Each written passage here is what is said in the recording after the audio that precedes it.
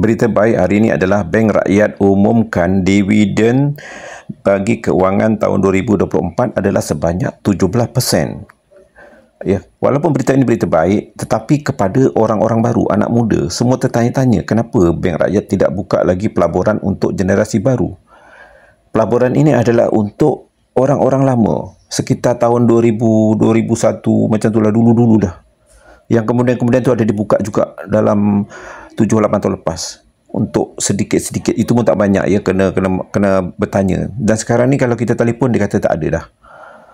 Jadi kita tengok saja sebagai penonton, dan kepada orang-orang lama yang sempat melabur banyak tu diucapkan tahniah lah. Katakanlah mereka melabur 100,000, kalau 17%, 17,000 dia dapat. Itu rezeki mereka lah, zaman-zaman dulu lah kan, zaman-zaman tahun 2000 macam tu. Bank Rakyat mengalu-alukan pelaburan orang awam masa tu. Tapi itu tinggal sejarah lah. Sekarang dalam keadaan ekonomi macam ni, kita tak adalah peluang-peluang macam lagi. Jadi anda yang tak dapat melabur ke mana-mana ni, melaburlah dalam pelaburan emas di mana-manalah yang diiklankan. Ya, kadang-kadang lebih tinggi daripada Bank Rakyat itu sendiri ya. Anak-anak muda kesian ya, mereka pun cuma mungkin melabur dalam ASB ataupun tabung haji, itu pun sekarang sikit je sabarlah ya. Okey, itu saja kita lihat. Sekarang saya paparkan sejarah dividen mereka Bank Rakyat ni, di mana pada tahun 2010 adalah sebanyak 15%. Kalau kita tengok ni, purata adalah 15%, tetapi pada tahun 2011 sebanyak 20% dividen.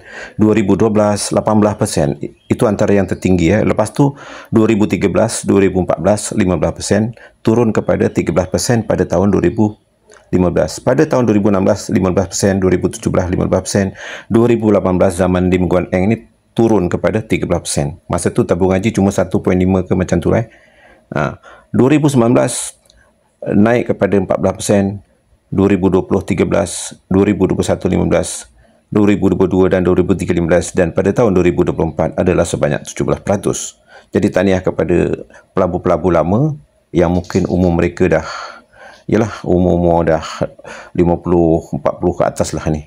Budak-budak yang umur 30-an, 40-an ni tak adalah. Ya, saya orang tua panggil awak budak-budak lah. Okey. Jadi anda yang muda, saya ulang balik, carilah pelaburan-pelaburan lain. Macam saya cakap emas lah, jangan masuk skim cepat kaya pula. Okey, terima kasih. Assalamualaikum.